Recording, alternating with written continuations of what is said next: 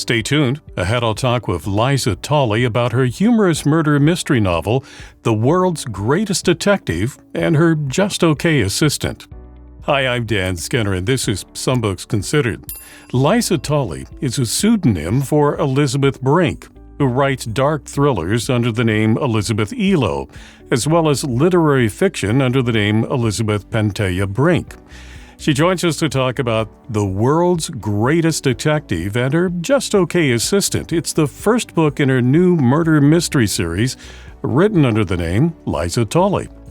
Liza, welcome to Some Books Considered. Well, thank you very much for having me. I'm happy to be here. Well, this is the beginning of a new series of books for you. Tell us about what inspired this series. Well, actually, I think what inspired it is the fact that I needed to write something that would make me happy, because I had just finished writing a book that was very dark. It was set in Siberia, and it dealt with things like the gulag and radiation poisoning. And I thought, I just don't want to do that again. And early in my career, almost 20 years ago, I had written a literary novel that was humorous. It was a comedy. And I thought, I so enjoyed doing that.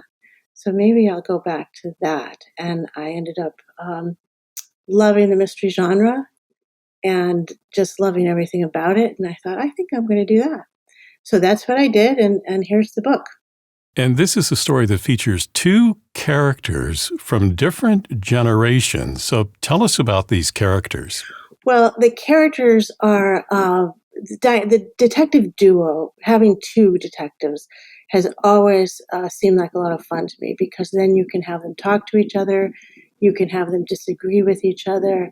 It's just a great way of moving the story along. And I thought, wouldn't it be nice if these characters, in a typical comic fashion, they're very different and they don't really get along, but somehow their partnership works. And it's almost because they're so different that they end up being successful in the end. So the older character I wanted to do because she has a lot of experience and wisdom, but she's also a little bit weary from 30 years of solving murders. She has a fairly dark attitude because she sees the worst in people. She's seen the things that innocent-looking people actually do to each other, and that's made her a little jaded. She's also a loner and a workaholic. And but she's come to the point in her life where she knows that she would like to pass on all of her wisdom and experience that she's gained over this intense 30-year career to someone else, because if she doesn't, everything that she's learned is going to, pass away with her. So now she has to find an assistant, and that's not easy to find someone who lives up to her standards. But along comes Olivia Blunt, who at 25 years old has been a fact checker for many years.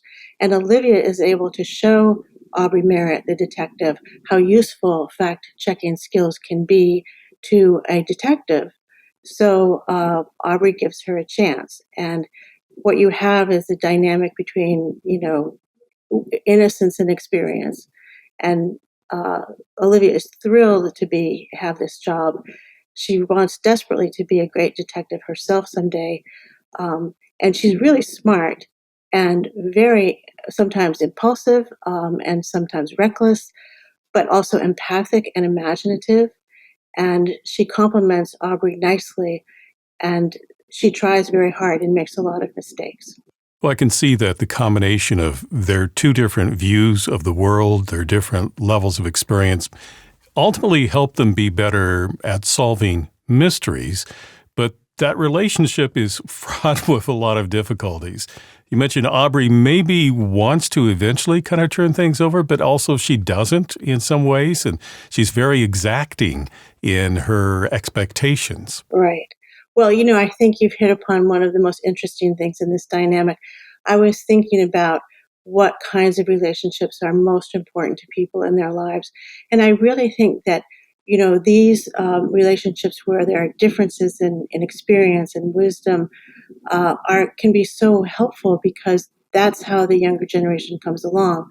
So a parent-child relationship can be so full of love, but also can be filled with conflict and teacher, student, uh, you know, and in Aubrey's case, she she wants to pass on what she knows, and she's looking for somebody who's kind of smart enough to take what she is giving them and appreciate it. This story could have been told in a number of different ways, but you've chosen to tell it in a first-person way from Olivia's perspective. Why did you make that choice? That is simple. I just love Olivia's voice. Olivia is fun and she's interesting and she's smart. And it's just so easy to write in her voice. And I've written everything in the first person. I have 4 published books now, all of them written in the first person. And I find that to be a very intimate form of storytelling. I love reading first person. It seems honest to me because it's just as if you were sitting down with someone and they said, let me tell you a story. This is what happened to me. And it's that simple and it's that direct, and you feel a connection with the narrator that I think I love. I enjoy it. Well, as you mentioned, you like the voice of Olivia, but you also had to uh, know the voice of the detective and how she viewed the world and how she uses language and how she interacts with people. So you had to keep those two dynamics in mind. Absolutely. And the voice of Aubrey, I think, is very easy for me as well, or her psychology is easy for me because I spent a lot of time teaching. And one of the things that I taught was freshman English for a long time as an adjunct at colleges in the Boston area. And one of my favorite things to teach was critical thinking, especially logic and logical fallacies. And it's interesting to realize that all that time, what I was really trying to do was teach people how to think and how to think straight and how to know the difference between something as basic as what's a fact and what's an opinion, and when have we overgeneralized, and how can we trust evidence, and do we have we analyzed sources, and logical fallacies such as an ad hominem argument where you criticize the person instead of what they're saying, or the either or fallacy where you assume there's only 2 choices when in fact there might be 3 or more. And so in a way Aubrey is doing for Olivia what I felt my role was, for in the classroom for a long time.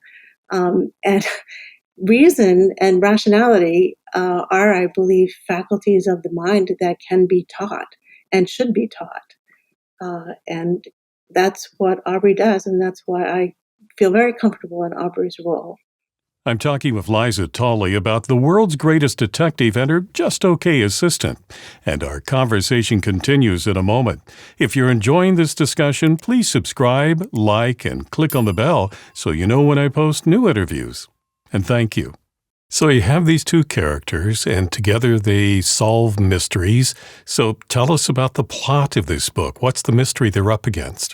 Well, in this case, there's a woman who runs a very well-known and luxurious resort on Lake Champlain in Vermont. It's a beautiful place, and she is found on the evening of her 65th birthday party.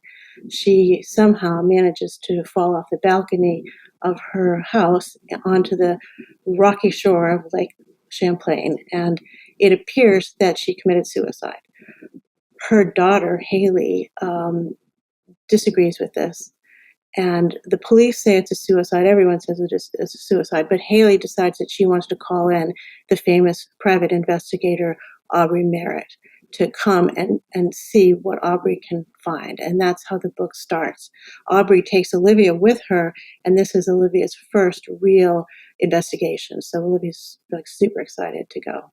And what they find is this murder mystery, but they also find some really complicated family dynamics as well. Oh, absolutely. And what would a family be without complicated family dynamics, right?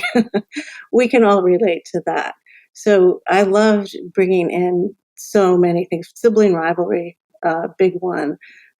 There's 4 children, and they seem to all we belong to different kinds of, have different roles in the family. And one of them is, the guy who runs everything and he's telling everybody what to do. And the other one is the guy who's recovering from addiction and is trying to clean up his life, but nobody really believes that he's really, straight and sober. Then so it's a kind of a family that I think we can all relate to. So you have these two characters that often disagree but find a way to work together. You've got a murder mystery going on here. But as you mentioned, it's a comedy as well. There's lots of humor here. And I assume that some of the humor comes between the interaction of these two characters, but some of it just comes from observing the human condition. Right, exactly. And I think that Olivia's voice is important here because Olivia just has a unique way of looking at things. And she's aware that Aubrey is difficult and sometimes harsh. But, she also sees Aubrey as just an older woman who's cranky sometimes.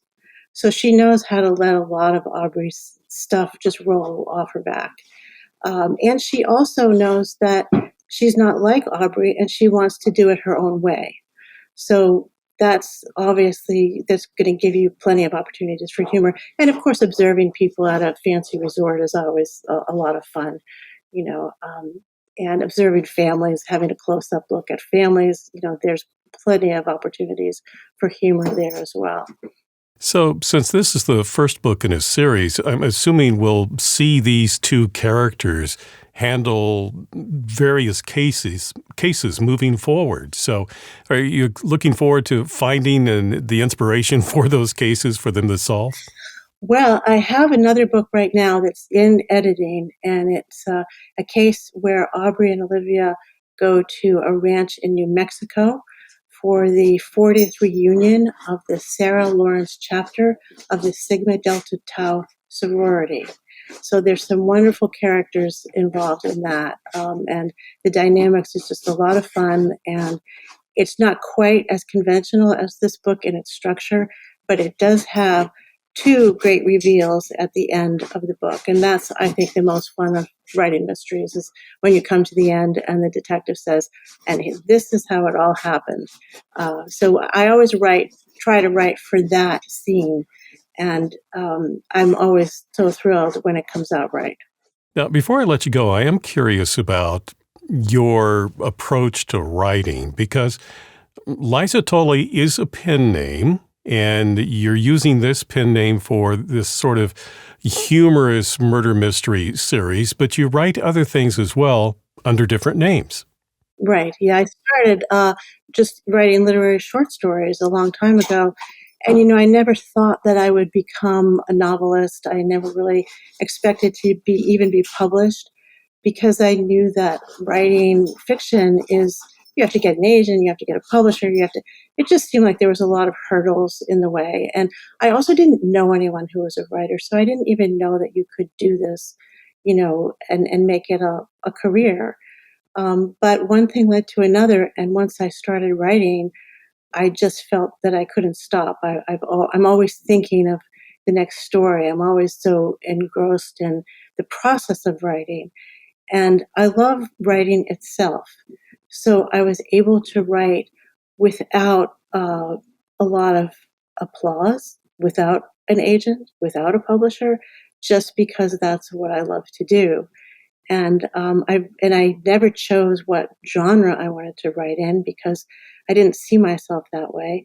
So I've written humor, I've written suspense, and now I'm writing a traditional mystery in addition to the literary short stories that I wrote a long time ago. Does using different pen names sort of help from a marketing standpoint that if a person likes what you're writing, they know I'm looking for this author? If a different type of book that you've written under a different name, they know to look for that author? Oh, absolutely, because I think, especially in my case, the suspense novels that I've written, one of them in particular is very dark, and that's the one I told you about that's set in Siberia. You would not, if you put that book and compared it to The World's Greatest Detective and Her Just Okay Assistant, you would be forgiven for having no idea that those books could even possibly be written by the same person. So obviously the people who like suspense are not going to, when they're looking for Elisabeth Elo, they're not going to be wanting to get the book by Liza Tully and vice versa. So I've had to keep changing names, but I actually like that, because what I love about creative work is the freedom to do what you want, and I have a lot of things that I want to do. The novel is The World's Greatest Detective and Her Just Okay Assistant by Liza Tully. Liza, thank you for talking with me today.